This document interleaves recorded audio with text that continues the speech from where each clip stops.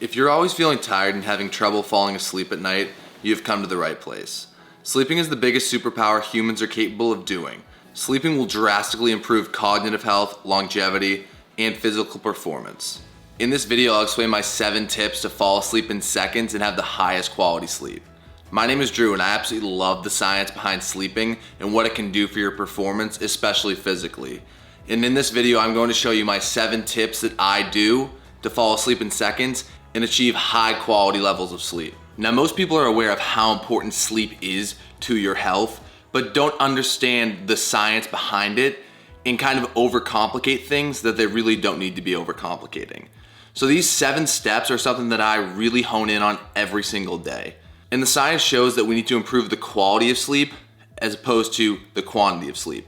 We can get 10 hours of sleep and the quality of sleep be really poor, or we can get 6 hours of sleep and have the quality be really high. I'm really gonna focus on 2 factors, REM and deep sleep. REM is rapid eye movement sleep and deep sleep is slow wave sleep. So those are the 2 metrics that I'm always tracking and that are the most important to performance and longevity. So I think a big thing a lot of people do is they stress about how many hours of sleep they're getting.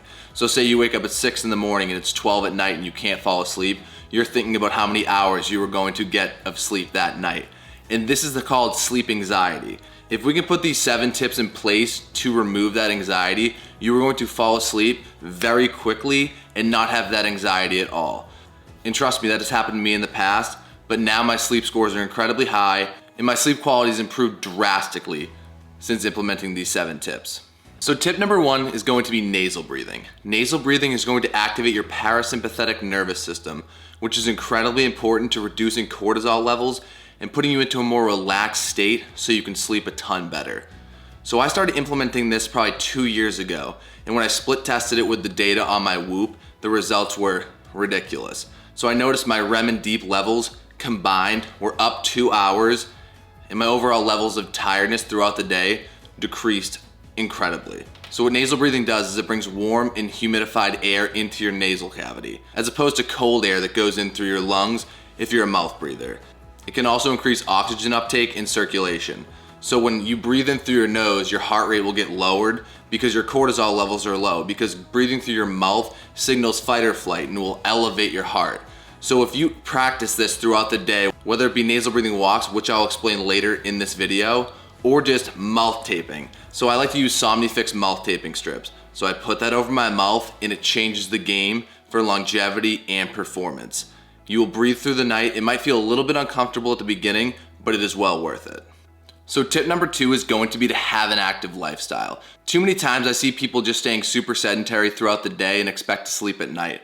The body stores a lot of energy, and if you don't exert any of it throughout the day, then you're going to have a tough time sleeping at night. So what I recommend is hitting 10 to 15,000 steps a day. You can track that through an Apple Watch or your iPhone. There's plenty of different ways to track that.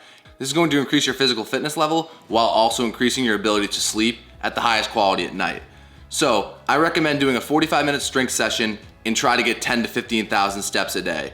Just doing the strength session may not elicit the results you want to fall asleep properly at nighttime. So you pair those 2 things together, 15,000 steps and a 45-minute, 30-minute strength session. This is the bread and butter for falling asleep. I've noticed this personally where I really train hard and I will fall asleep at a very fast rate when my body is fatigued and tired. But say on a Sunday where I take an off day, my body's not as tired at night, so it doesn't fall asleep as quickly, and the REM and the deep levels show that through my tracking. Now 10 to 15,000 steps a day may seem like a daunting task, but it's going to drastically improve your overall health, your gut health, it's gonna aid in digestion and allow you to sleep way better. So just step outside after breakfast, after lunch, after dinner, and just accumulate steps. It's really not that difficult, you just gotta set your mind to it and make it happen. Tip number 3 may seem simple, but it's cutting caffeine intake off after 2 p.m. I noticed that if I take caffeine later than 2 p.m., my sleep is not as good as it should be. So caffeine blocks adenosine receptors, which signals to your brain whether you're tired or not. So if you're taking caffeine later than 2 p.m., your sleep quality is gonna go down drastically. I recommend having a cup of coffee or some sort of pre-workout substance in the morning, and if you're going to have to do something later in the night, have a banana or a non-stim pump product that will get you through your workout or whatever else you need to do during that night. But if you were gonna be relying on energy drinks, pre-workouts, whatever, after 2, 3 o'clock in the afternoon, you were going to have a tough time falling asleep. Also, you're also going to be thinking about the caffeine that you took late in the day, which is gonna induce that sleep anxiety and not allow you to fall asleep the way you want to. The next big tip I can give you is track your sleep. Whether you're wearing a Whoop strap, an Oura ring, or whatever it may be, this is absolutely crucial. And I believe that it is extremely impactful. What gets measured gets improved. So the moment I started tracking my sleep, I knew what I needed to do to get it up. But if you have no baseline of how much deep and REM you're getting, you can never improve it. The same thing goes for anything in life. So what I love about the Whoop is that it shows you exactly your deep cycles and your REM cycles throughout the night. And it shows you exactly when you're hitting those cycles. And this is what I mean by quality over quantity. So say you get 8.5 hours of total number of sleep, but only an hour of that is REM and deep. That is a terrible night of sleep.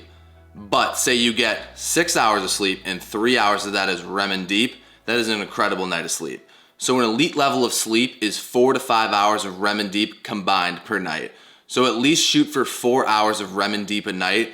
And if you track that, you are going to notice significant improvements in your overall cognitive health, your alertness, and your performance, and your ability to recover every single day. Tip number 5, supplement with magnesium.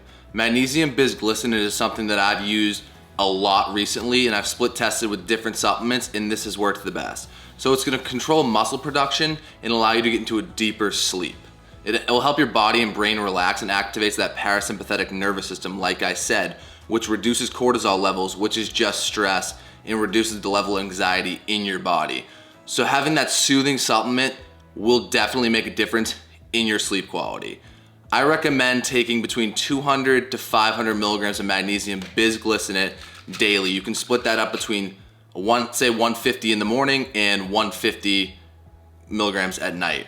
So see what works best for you, but start on the low end, and then if that's not working as much, go up into the higher ranges. Tip number 6 is going to be sleep in a cool room. This is something that is very underrated. It makes a huge difference. According to Harvard Medical School, our body drops between 1 to 2 degrees Fahrenheit as we sleep. And if we're sleeping in a room that's 72, 73, 74 degrees, so if we're sleeping in a room that's very hot, our bodies are gonna heat up when they wanna cool down. And this is going to kill quality of sleep levels. So what I recommend is sleeping in a room between 64 and 66 degrees, and this will tremendously affect your REM and deep sleep throughout the night. So you can also invest in an 8 sleep or a chilly sleep pad if your mattress takes in a lot of heat. This will cool down your mattress and allow your core body temperature to really lower. So a lot of mattresses hold a lot of heat, so be cognizant of what your mattress is doing. And this is something that is very overlooked but can play a massive role in sleep quality. So take a step back and really look at your sleep environment and see what you need to improve on in the bedroom to improve your sleep. And last, but I think the most important, is to embrace sleep. Embrace the process of getting better at sleep in your sleep routine, creating habits and systems that improve and optimize your lifestyle. It's very exciting when you see improvements. That's why tracking is so important.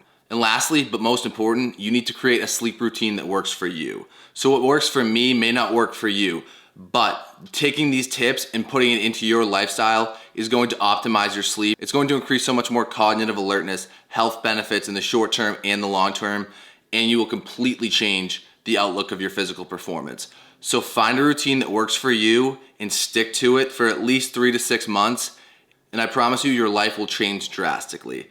So I'm gonna end the video here. If you guys like this video, please like, share, subscribe. I'm going to be putting out a lot more value and informational topics, so stay tuned for the next one. I appreciate you guys. Peace.